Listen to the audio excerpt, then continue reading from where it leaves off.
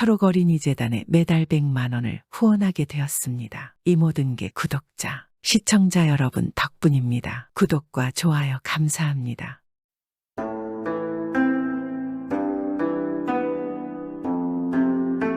옛날 옛적에 조선시대 현감을 지낸 돌쇠가 살았습니다. 집안 대대로 벼슬을 하고 마을에 꽤 유명한 유지였기에 꽤나 넉넉한 재산과 살림을 가지고 있었습니다. 그런데 그 당시는 임진왜란 중이어서 외병들이 조선 땅에서 완전히 물러가지 않았던 난리통이었습니다. 돌쇠는 그래서 많은 생각을 했습니다. 이대로 이곳에 있다가는 목숨뿐만 아니라 그 많은 가문의 재산을 모두 날릴 판인 것입니다. 그 당시 이 무렵 조선 남쪽 지역의 해안지방 사람들 중에 집안 살림이 넉넉한 사람들은 큰 배를 마련해서 가족과 가축 곡식 그리고 재물들을 모두 싣고 전쟁의 피해가 없는 흑산도로 건너갔습니다. 그리고 그곳에서 전쟁이 무사히 끝나기만을 기다렸습니다.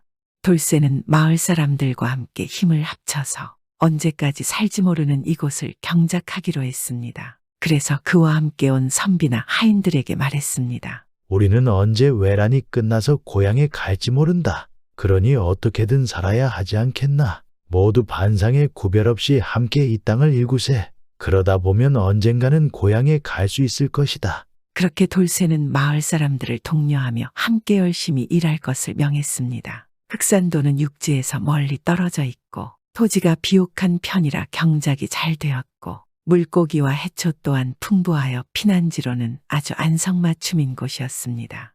돌쇠는 수확한 모든 것들을 반상에 구별 없이 똑같이 나누어 주어서 이곳에서 끼니를 굽는 사람은 한 명도 없었습니다. 그런데 돌쇠에게는 칠복이라는 아들이 있었습니다. 칠복이는 성품이 약하거나 남을 괴롭히는 사내는 아니었는데 한 가지 문제는 조선의 유교법도를 철저하게 지켰습니다. 사대부는 평민들과 함께하며 안 되며 물론 밥도 겸상뿐만 아니라 머슴들보다는 높은 곳에서 먹었습니다. 그리고 아버지인 돌쇠와 어머니가 밭을 일구러 일하러 가는데도 방에 앉아서 책만 읽었습니다. 보다 못한 돌쇠가 아들에게 말했습니다. 야 이놈아, 아무리 양반이라지만 모두들 저리 열심히 일하는데 너는 어찌 한가히 책만 읽는 게냐? 지금 책이 중요한 것이 아니다. 당장 먹을 것을 구해야 살 수 있는 것이다. 돌쇠가 그리 말하니 칠복이가 아버지에게 비장하게 말하는 것입니다. 아버님, 저는 어릴 때부터 아버지와 조부모님께 그리 배우지 않았습니까?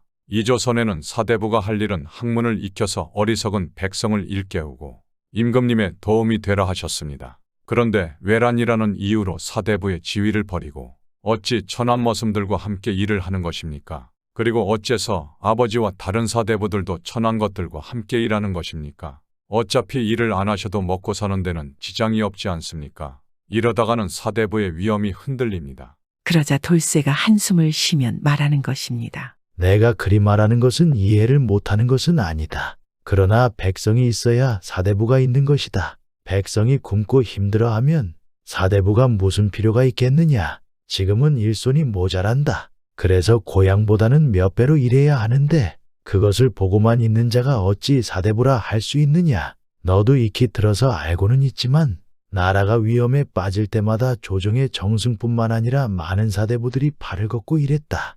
너는 아직 배울 게 많구나. 매일 서책만 읽는다고 진정한 선비가 되는 것이 아니다. 그래도 아버님, 저는 도저히 저 머슴들과 함께 일할 수는 없습니다. 그러면 너는 오늘부터 이곳에 기거하지 말고 어디론가 혼자 나가서 알아서 먹고 살 거라. 어차피 너희 입에 들어가는 것은 모두 네가 하찮게 여기는 머슴들이 준비한 것 아니냐. 아니면 내일이라도 당장 일하러 나오거라. 그러자 칠복이는 뭔가를 한참 생각하더니 체념한 듯 말하는 것입니다. 아버님 말대로 하겠습니다. 하지만 저는 머슴들과는 함께 일할 순 없습니다. 그래서 저는 머슴들이 보이지 않는 곳에서 혼자서 일하겠습니다. 그것만은 허락해 주십시오. 이것이 사대부의 마지막 자존심입니다. 칠복이가 그리 말하니 돌쇠는 고지식한 아들을 더 이상 설득하지 못하고 그리하라 했습니다. 다음 날부터 칠복이는 일하러 나왔지만 머슴들이 밭을 갈고 있는 곳은 오지 않고 그들이 볼 수 없는 한적한 곳에서 혼자 일했습니다. 그러나 일해본 적이 없는 칠복이는 얼마 안 가서 돌에 걸려 넘어져 다리가 부러졌습니다. 그래서 더 이상 일할 수가 없었습니다. 그러자 칠복이는 방에 틀어박혀서 책만 읽을 수 있었습니다. 다행이다. 일이 다리가 부러져 더 이상 미천한 머슴들과 함께 일을 안 할 수 있어서 사대부가 어찌 저것들과 함께 한단 말인가. 그리고 칠복이가 다리가 다 나을 무렵 외란이 끝나고 왜군들이 모두 물러갔습니다. 사람들은 고향에 갈 수 있어 너무 좋아했습니다. 돌쇠 또한 너무 좋았습니다. 드디어 우리 식솔들도 이제 발 좀 뻗고 편히 잘 수 있겠구나. 다들 고생들 많았네. 그러자 칠복이가 돌쇠에게 말했습니다. 어지러웠던 시국이 안정이 되면 중지되었던 과거 시험도 다시 시행될 것입니다.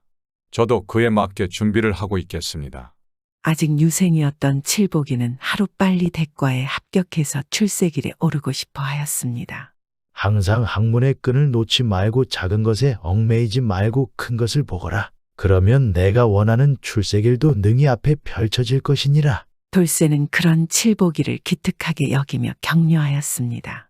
그리고 식솔들에게 말했습니다. 자, 다들 떠날 준비를 하느라 고생들 했네. 이만 푹 쉬고 주랑은 모레 아침 일찍 떠나기로 하세나. 돌쇠도 그동안에 쌓였던 피로와 긴장이 한 번에 내려앉으니 잠이 쏟아지기 시작했습니다.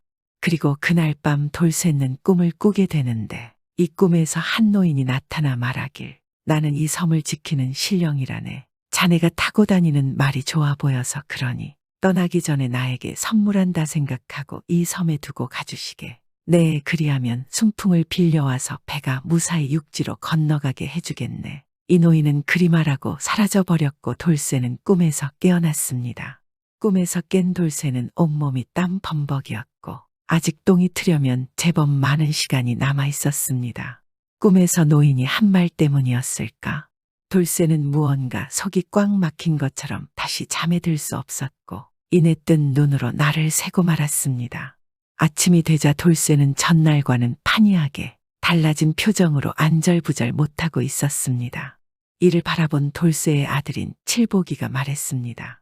아니, 아버님 어디가 불편하십니까? 아니면 무슨 일이 있으십니까? 어제와는 달리 어딘가 많이 불편해 보이십니다. 그러자 돌쇠는 칠복이에게 전날 밤 꾸었던 꿈 이야기를 해주었습니다. 그러자 칠복이가 목소리를 높이며 아니, 아버님 한낱 헛된 꿈을 믿으려 하십니까? 그것은 기우이십니다. 그러자 멀리서 두 사람의 대화를 어렴풋이 듣고 있던 돌쇠의 부인이 와서 말했습니다. 아니, 무슨 일들이십니까? 멀리서도 들리는 것이 무슨 안 좋은 일이라도 생긴 겁니까? 돌쇠는 부인에게도 지난밤 꾸었던 꿈 이야기를 들려주었습니다. 그러자 부인은 놀라하며 자기도 어젯밤 꿈에 한 노인이 나타나 그와 같은 말을 했다고 하였습니다. 한동안 돌쇠는 정적이 이어졌고 돌쇠의 부인은 이것은 예사 꿈이 아니니 꿈에서 노인이 말한 대로 말은 두고 떠나자고 돌쇠에게 말했습니다. 하지만 돌쇠의 아들 칠복이는 무언가에 못마땅한 건지 아니면 젊은 유생의 고든 심지 때문인지 끝끝내 그리하는 것을 반대하였습니다. 좀처럼 의견은 통일되지 않았고 떠나기 마지막 날 밤 돌쇠는 또 한 번 꿈을 꾸게 되었습니다. 이런 어리석은 사람 같으니라고 고장말 한 필이 아까워서 내 말을 듣지 않으니 이거 안 되겠구만. 그렇다면 이제 자네 딸을 이 섬에 내놓고 가시게 그리하지 않으면 내 결코 자네들이 육지로 가기 위한 바람을 빌려주지 않을 것이야. 꿈속의 노인은 호통을 치며 으름장을 놓았고 돌쇠는 부탁이라도 하려고 했지만 자리에서 바로 꿈에서 깨고 말았습니다. 결국 육지로 출발하는 날 아침 칠복이가 돌쇠에게 다가와 말했습니다. 아버님, 제가 꿈과 관련해서 계속 반대를 하는 이유는 전란이 아직 한참 수습 중에 있는데 귀한 말을 두고 가는 건 저희에게 큰 손실이기 때문입니다. 이 집안은 예로부터 유학을 숭상하고 받들어온 집안인데 그런 집안의 어른이신 아버님께서 어찌 그런 흉몽에 사로잡혀서 이를 거스르려 하시는 겁니까? 그러면 안 되시지 않습니까? 제가 걱정되는 마음의 목소리를 조금 더 높였던 것이니 아버님께서는 노여움을 푸시고 육지로 출발하시죠. 아들의 그런 말을 들으니 돌쇠는 뭔가 천군만마를 얻은 듯한 느낌이 들었습니다. 아무리 해안이 있던 돌쇠도 역시 사대부에 고지식한 면이 있었던 것입니다. 그리고 체했던 속이 뚫린 듯 후련한 기분까지 들었습니다. 내가 아들보다 못하구나. 그깟 흉몽에 사로잡히면 안 되지 안 돼. 그리하여 육지로 돌아갈 준비를 마치고 돌쇠와 식솔들은 배를 띄웠고 배는 순조롭게 육지로 향하는 듯하였습니다. 하지만 얼마나 갔을까? 다른 배들은 문제없이 육지로 향하고 있는데 오직 돌쇠의 식솔들이 탄 배만이 빙빙 돌기만 할 뿐 앞으로 가지를 못하는 것이었습니다. 그러자 돌쇠는 두려움이 밀려오며 지난 이틀간 꾸었던 꿈이 주마등처럼 머릿속에 스쳐 지나갔습니다.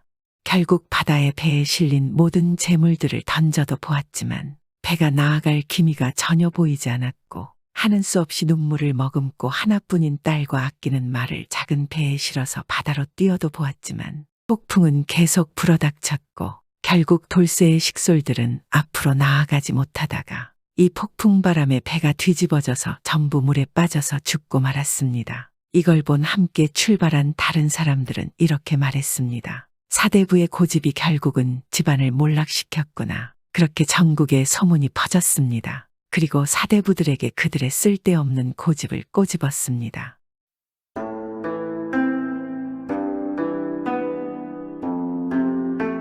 옛날 옛적 어느 마을에 한 부부가 살았습니다. 이 부부는 돈은 많이 없었으나 서로 알콩달콩하며 행복하게 살고 있었습니다. 하지만 이 부부는 한 가지 고민을 가지고 있었습니다. 그것은 즉 사이는 남부럽지 않게 좋았으나 이상하게 시간이 지나도 아이가 생기지 않는 것이었습니다. 이 부부는 하루도 빠짐없이 마을 뒷산에 올라가 아이를 좀 점지해 달라고 하늘에 빌었습니다. 그렇게 몇 년이 지났습니다. 그런 부부의 정성이 하늘에 닿았는지 어느 날 새벽 이 부부의 집 앞에 아이의 울음소리가 들렸습니다. 여보, 무슨 소리 안 들리십니까? 남자 아이 울음소리 같은데요. 그렇게 두 부부는 무슨 일인지 궁금해하며 집 밖으로 나가보니 집 문 앞에 웬 갓난쟁이 아기가 있었습니다. 아이고, 이게 웬 아기입니까?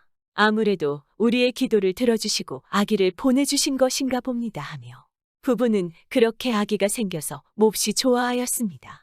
이들 부부는 아기에게 돌쇠라는 이름을 지어주고 자식으로 삼아 정성을 다해 길렀습니다. 그런 돌쇠는 어린 시절부터 그 힘이 타고난 장사였습니다. 어찌나 힘이 세던지 10살 밖에 안 되는 나이에 나무를 붙잡고 뿌리채 뽑아버릴 정도였습니다. 돌쇠는 성품 또한 뛰어났습니다. 부모에게 늘 효도하였고 마을 어른들을 공경하였으며 거기에 다 책을 가까이 하며 학문도 뛰어났습니다. 또한 마을 사람들의 일이라면 마치 자신의 일처럼 도와주곤 하였습니다. 그런 돌쇠를 보며 마을 사람들은 세상을 바꿀 영웅이 태어났다며 무척 좋아하였습니다. 당시 임금의 무수한 횡포로 인하여 모든 백성들은 가난과 함께 힘든 삶을 살고 있었으니 어찌 돌쇠가 반갑지 않겠습니까? 그래서 사람들은 영웅이 나와서 추악한 임금을 몰아내고 올바른 나라를 세워주기를 바라고 있었습니다. 그런 돌쇠를 보면 마을 사람들은 하늘이 내려준 영웅이라고 생각하였습니다. 하지만 모든 일들이 뜻대로 되면 얼마나 좋겠습니까? 이런 돌쇠의 소문은 입에서 입으로 전해져 결국 못된 임금에게까지 전해졌습니다. 뭐라고? 내가 잘못 들은 것인가? 영웅이 나라에 나 말고 또 다른 영웅이 있단 말인가? 한 나라의 영웅이 둘은 용납할 수 없다. 당장 돌쇠인지 뭐식인지 하는 놈을 잡아오도록 해라. 어서 잡아와 내 앞에 무릎 꿇게 하여라. 임금은 오직 자신만 이 나라의 영웅이라고 생각하였습니다. 참 어리석은 임금이지 않겠습니까? 그런 임금에게 다른 영웅의 소문이 들려오니 얼마나 불쾌해하며 화나지 않겠습니까? 바로 돌쇠를 잡아오라고 사또에게 명령하였습니다. 그렇게 임금의 명령을 받은 마을의 사또는 포졸들을 이끌고 돌쇠의 집으로 찾아왔습니다. 에헴, 아무도 없는가? 당장 돌쇠란 아이를 데려오라는 임금님의 명령이시다. 돌쇠의 이놈 어디 있느냐? 어서 나오거라. 아니 사또, 갑자기 왜 우리 돌쇠를 찾으십니까? 돌쇠가 무슨 잘못을 했습니까? 지금까지 열심히 살아온 아이인데 어찌 데려가려고 하십니까? 잘못을 모르겠느냐? 잘못은 그 아이가 태어난 것이 잘못이다. 임금님의 명령이니 비켜라. 안 그러면 너희들까지도 큰 낭패를 당할 것이다. 당장 돌쇠를 데려오거라. 당장 데려오거라. 사또는 앞을 막고 연유를 묻는 돌쇠의 부모를 밀어냈습니다. 그리고 포졸들에게 돌쇠를 당장 끌어내라고 하였습니다. 그런데 포졸들이 돌쇠를 잡아가려고 하니 돌쇠의 부모님은 포졸들의 앞을 막아섰습니다. 말로에선 안 되겠구나.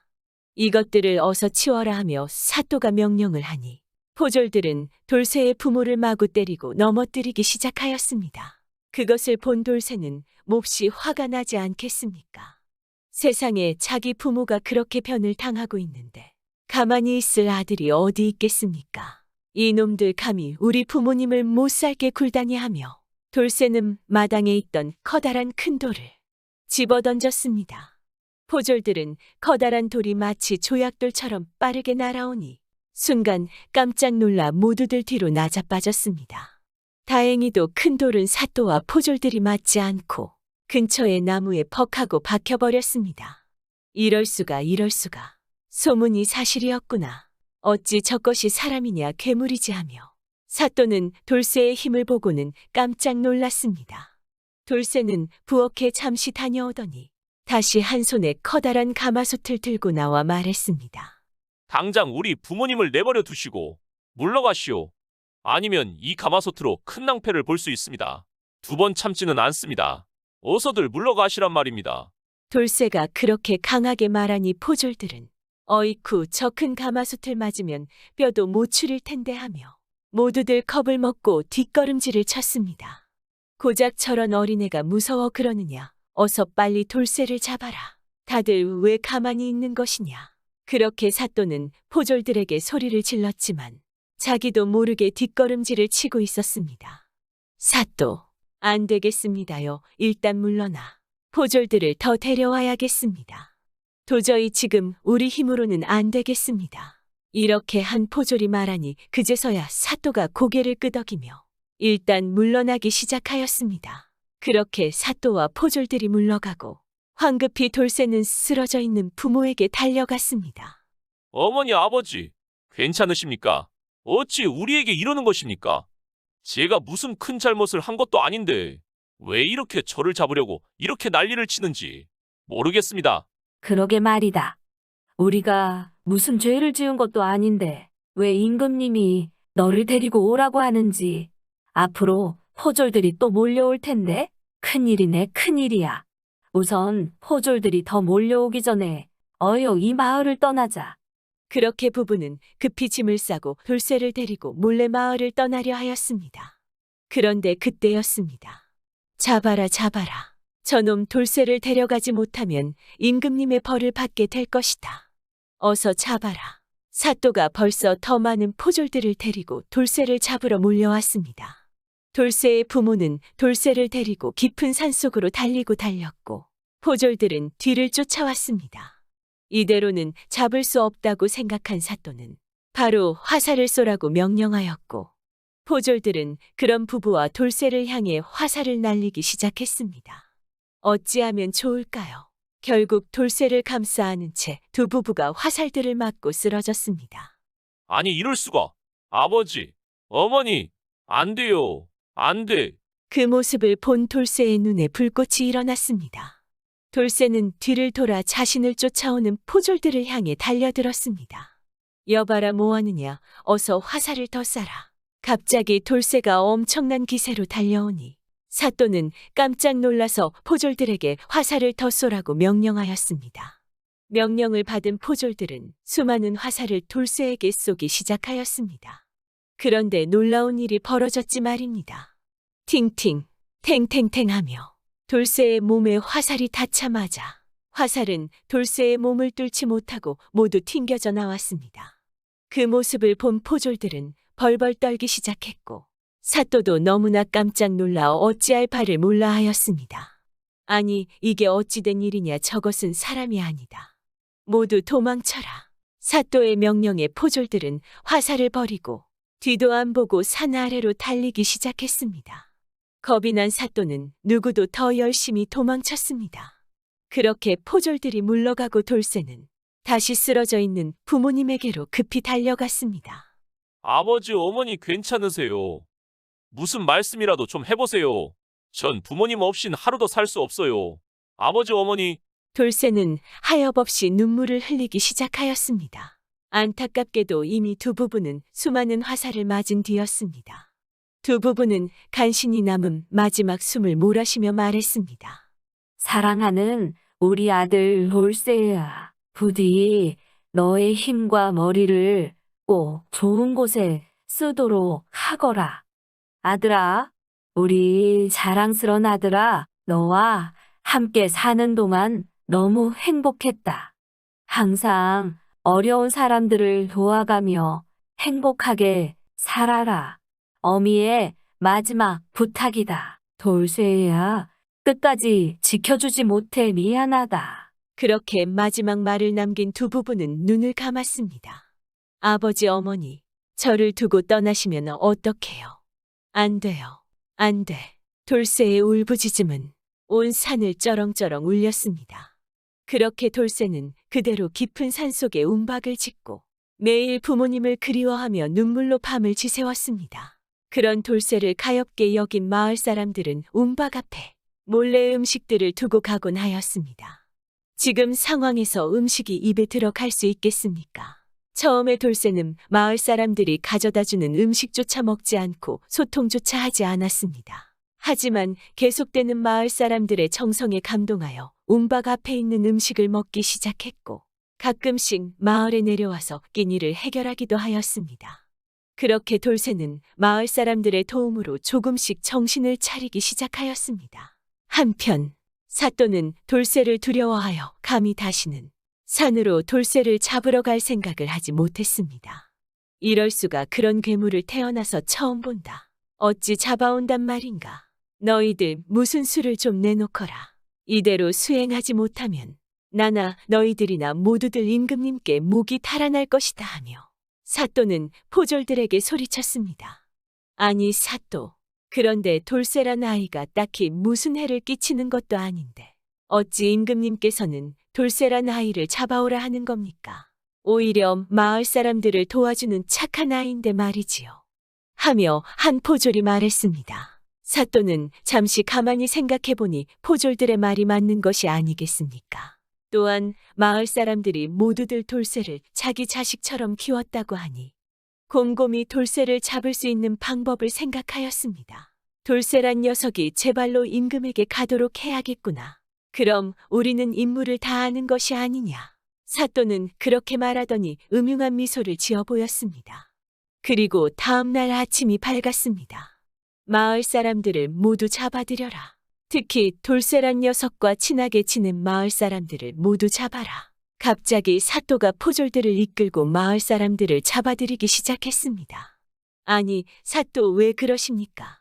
갑자기 이게 저희가 무슨 잘못이라도 저질렀단 말입니까? 마을 사람들이 영문을 몰라 하니 사또가 말했습니다. 너희들 잘못을 진짜 모르느냐? 너희들이 돌쇠란 죄인에게 음식을 주었다고 들었다. 너희들 때문에 돌쇠란 아이가 잘 살아남고 있으니 그것은 돌쇠를 잡아오라는 임금님의 명령을 거역하는 행위가 아니냐. 이제야 알겠느냐? 당장 너희들의 죄를 묻기 위해 임금님 앞으로 끌고 갈 것이다. 그렇게 마을 사람들은 억울하게 포졸들에게 끌려가게 되고 말았습니다. 결국 사또는 돌쇠와 친한 마을 사람들을 이용하여 힘을 들이지 않고 돌쇠를 제 발로 오게 하려는 계획이었습니다. 얼마 지나지 않아 이 모든 사실을 돌쇠가 알게 되었습니다. 그 소식을 들은 돌쇠는 놀라서 마을로 내려가 보았습니다. 이미 돌쇠와 친하게 지내던 마을 사람들이 모두들 끌려간 뒤였습니다. 이봐 돌쇠, 이게 다 너 때문이야. 너랑 친하게 지냈던 마을 사람들이 모두 끌려갔다고. 네가 도성의 자진에서 나타나지 않으면 그들은 큰 벌을 받을 거야. 무슨 말이라도 해봐 하며 마을 사람들은 돌쇠 앞에 와서 하소연을 하기 시작했습니다. 이럴 수가, 어찌 그런 일이. 내가 도대체 뭘 잘못한 것인가? 왜 죄 없는 마을 사람들까지. 돌쇠는 주먹을 불끈 쥐었습니다. 그리고 돌쇠는 결심을 한 듯 길을 떠났습니다. 한 걸음에 도성에 도착한 돌쇠는 곧 임금이 사는 궁궐에 찾아갔습니다. 그곳은 이미 수많은 마을 사람들이 잡혀왔기에 아주 소란스러웠습니다. 뭐냐, 너는 어쩐 일로 온 것이냐? 한 포졸이 궁궐 앞에 찾아온 돌쇠를 보고 물었습니다. 내가 너희들이 그렇게 찾던 돌쇠다. 임금님이 나를 찾는다고 하여 찾아왔으니 어서 마을 사람들을 풀어줘라. 어서 임금님께 이 사실을 알려라. 포졸은 옆에 있는 포졸에게 황급히 임금님에게 이 사실을 알리도록 하였습니다. 그 후 돌쇠가 찾아온 사실을 안 임금은 수많은 포졸들을 대동하고 돌쇠가 기다리는 궁궐 앞으로 왔습니다. 돌쇠가 무서운 사또는 임금 옆에 찰싹 달라붙어 있었습니다. 임금님, 돌쇠입니다. 어서 마을 사람들을 풀어주시지요. 왜 저 때문에 죄 없는 사람들을 잡아두시는 겁니까? 제가 왔으니 어여 풀어주십시오. 용감하군. 그래, 잘 왔다. 네가 네 발로 찾아왔으니 이제 마을 사람들은 필요가 없지. 여봐라, 저 사람들은 모두 풀어주어라. 그렇게 임금은 돌쇠가 자신 앞에 제발로 오니 마을 사람들을 모두 마을로 돌려보내 주었습니다. 자, 저자를 어서 묶어서 내 앞으로 끌고 오도록 해라. 임금이 말하니 포졸들이 돌쇠를 묶었습니다. 그렇게 돌쇠는 꽁꽁 묶여서 임금의 앞에 억지로 끌려갔습니다. 그래, 영웅이 다 뭐란 말이냐. 이렇게 내 한마디 말이면 내 앞에 이렇게 묶여서 무릎을 꿇게 되는데 말이지. 하며 임금은 그런 돌쇠를 보며 비웃는 듯 말했습니다. 돌쇠야, 잘 듣거라. 이 나라의 영웅은 오직 나 하나다. 네까지 것이 감히 영웅으로 불리다니. 그것은 내가 더 이상 두고 볼 수 없구나. 자, 오늘 너는 죽을 것이다. 마지막으로 죽기 전에 말할 기회를 주겠다. 할 말 없느냐? 임금님, 임금님이 저희 힘을 경계하셔 저를 없애려 하는 것은 이해할 수 있습니다. 그런데 도대체 왜 죄 없는 우리 부모와 마을 사람들까지 죽거나 이런 고생을 해야 하는 겁니까? 그들은 임금님의 백성들이 아닙니까? 임금님이라면 백성을 위해 주어야 하는 것 아닙니까? 그런 바보 같은 생각을 하니 네가 그런 힘을 가지고도 내 앞에 무릎을 꿇고 있는 것이다. 내가 백성을 위하는 것이 아니고 백성이 나를 위해 있는 것이다. 이 녀석아, 이 바보 같은 녀석, 이제 알겠느냐? 그렇게 비웃어대는 임금을 본 돌쇠는 주먹을 불끈 쥐었습니다. 당신은 이 자리에 있으면 안 되는 사람이군요. 임금님은 만백성의 어버이라 들었습니다. 하지만 당신은 백성들을 자신의 도구로 여기니 오늘 제가 당신을 자리에서 끌어내려야겠습니다. 하며 돌쇠는 임금을 노려보며 말했습니다. 뭐라고 지금 뭐라 하였느냐? 네가 지금 그렇게 묶여 있으면서 그런 소리를 할 상황이라고 생각하느냐? 그리 움직이지도 못하는 것이 가소롭구나 하며 임금이 또다시 비웃기 시작하였습니다. 그때였습니다. 돌쇠가 힘을 불끈 한번 주니 갑자기 돌쇠를 묶고 있는 밧줄들이 모두 끊어져 버리고 말았습니다. 아니, 어찌 저런 밧줄이 썩은 밧줄이라도 되는 것인가? 임금이 놀라하며 주변을 둘러보고 외쳤습니다. 뭐 하느냐? 어서 녀석을 당장 없애라. 임금의 명령에 임금 주변에 있던 수십의 포졸들이 각기 창을 들고 돌쇠에게 달려들었습니다. 그런데 돌쇠는 그런 포졸들을 개의치 않고 임금에게 뚜벅 걸어가기 시작했습니다. 뭐냐 저건, 이제 정신이 나간 것인가? 임금이 그리 말하는데 순간 수많은 포졸들이 창으로 돌쇠를 찌르기 시작하였습니다. 그런데 놀라운 일이 벌어졌습니다. 쨍, 쨍, 돌쇠의 몸을 뚫을 듯 했던 창들이 모두 돌쇠의 몸에 닿자마자 휘어버리거나 튕겨져 나왔습니다. 으악, 괴물이다. 살다 이런 괴물은 처음 본다. 돌쇠를 공격하던 포졸들은 모두 놀라 모두들 뒷걸음질을 하였습니다. 그때 사또가 달려와 임금에게 외쳤습니다. 폐하, 돌쇠란 놈은 창과 화살이 뚫을 수 없는 신기한 몸을 가지고 있습니다. 화살을 맞아도 화살이 다 튕겨져 나오는 괴물입니다. 봐도 정말 무서운 괴물입니다. 뭐라고? 아니, 그게 무슨 소리냐? 이게 말이 되느냐? 포졸들은 뭐 하느냐? 어서 돌쇠를 붙잡아라. 임금의 명령에 포졸들은 창을 집어던지고 돌쇠를 붙잡기 시작했습니다. 수십 명의 포졸들이 각기 돌쇠의 팔과 다리 목과 허리 등을 붙잡고 늘어졌습니다. 그런데 돌쇠는 수십 명의 포졸들을 몸에 매단 채 보란 듯이 임금에게 뚜벅 걸어가며 말했습니다. 다들 잘 들으시오. 여기 포졸들은 아무런 죄가 없으니 내 건드리지 않을 것이오. 내가 오늘 할 일은 단 하나. 모든 마을 사람들을 위해 이 못된 임금을 없앨 것이오.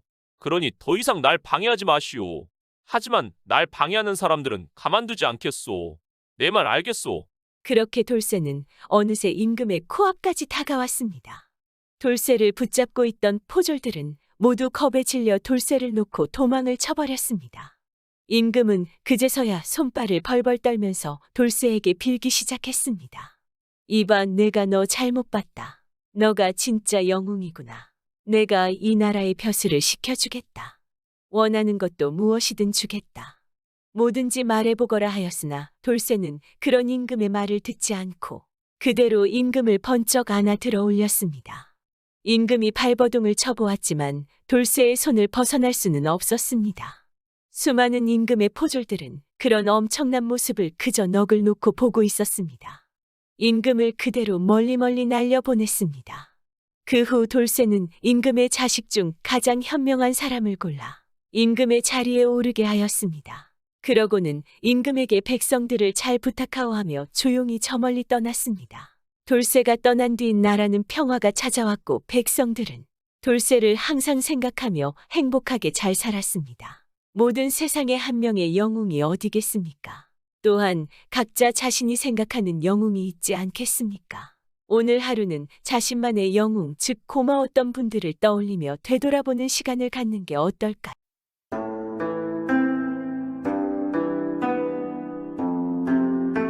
이번 이야기는 과욕에 관한 이야기입니다.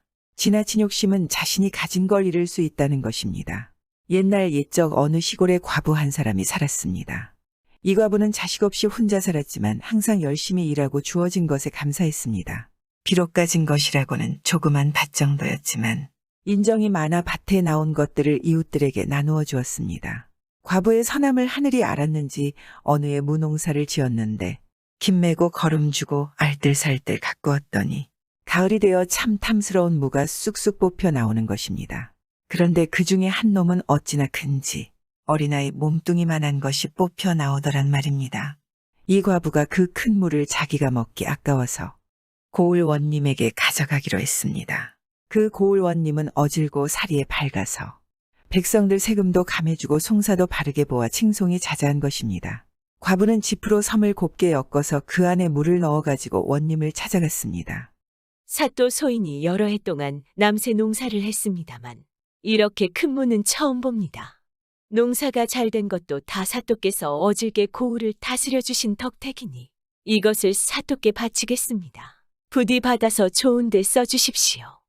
사또가 안하게 착한 마음에 입이 닳도록 칭찬을 하고 나서 호방을 부르더니 이 귀한 선물을 받고 그냥 보낼 수는 없느니라. 요새 들어온 물건 중에 줄 만한 것이 있겠느냐 하고 묻는 것입니다. 호방이 말하기를 다른 것은 없고 송아지 한 마리가 있다고 하니 원님이 그럼 그걸 내주라고 이러는 것입니다. 과부는 무 하나 바치고 송아지 한 마리를 얻었으니 횡재를 한 셈이지 않겠습니까? 그런데 한 동네에 사는 욕심쟁이 과부가 그 소문을 들으니 은근히 셈이 난단 말입니다. 그럴 줄 알았으면 자기가 먼저 물을 갖다 바치는 건데 한 번 갖다 바친 물을 또 가지고 갈 수야 없지 않겠습니까? 어떻게 하면 자기도 횡재를 할까 궁리하다 보니 좋은 생각이 떠올랐습니다. 옳거니 뭐 하나 갖다 바치고 송아지 한 마리 얻었다 하니 송아지를 갖다 바치면 더 큰 걸 얻겠지. 모르긴 몰라도 논두어 맞이기야 못 얻으려고.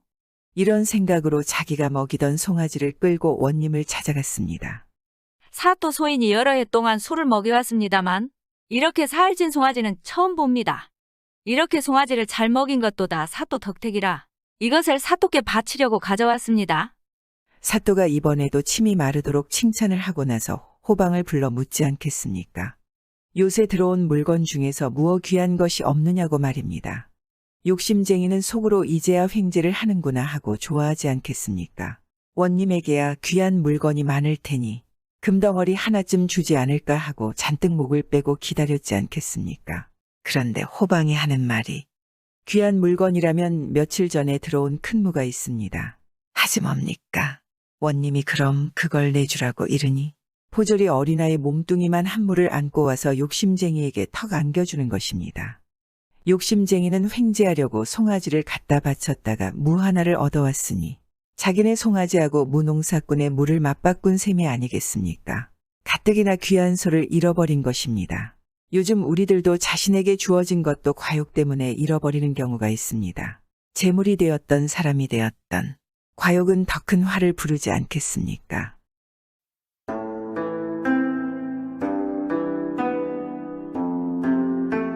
옛날 옛적에 어떤 양반집 아들이 장성하여 장가들 나이가 됐습니다.